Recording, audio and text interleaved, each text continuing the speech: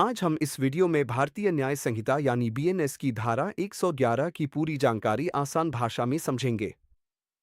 BNS की धारा 111 तब लगती है जब अपराधियों का कोई गिरोह या गैंग मिलकर किसी बड़ी जुर्म को अंजाम देता है, जैसे फिरौती के लिए अपहरण करना, डराकर किसी की प्रॉपर्टी पर कब्जा करना, पैसे लेकर हत्या करना या बड़े पैमाने पर साइबर ठगी करना। आसान भाषा में कहें तो जब अपराधी एक संगठित नेटवर्क की तरह काम करके समाज में डर फैलाते हैं और अवैध कमाई करते हैं, तो गिरोह के सदस्यों और उनके सरगना पर यह धारा लगाई जाती है। बीएनएस धारा 111 के तहत सजा के प्रावधान बेहद कठोर हैं।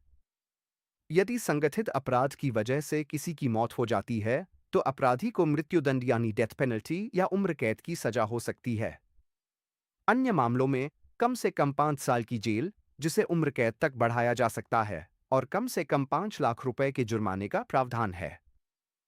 धारा 111 के तहत यह एक नॉन बेलेबल यानी गैर जमानती अपराध है। इसका मतलब है कि इसमें पुलिस स्टेशन से जमानत नहीं मिल सकती और इसके लिए आपको कोर्ट में अर्जी लगानी पड़ती है। इस धारा में अपराध की गंभीरता को देखते हुए कोर्ट से बेल मिलना बहुत मुश्किल होता है। बचाव के लिए कोर्ट में यह साबित करना जरूरी होता है कि आरोपी उस गिरोह या अपराध सिंडिकेट का हिस्सा नहीं है।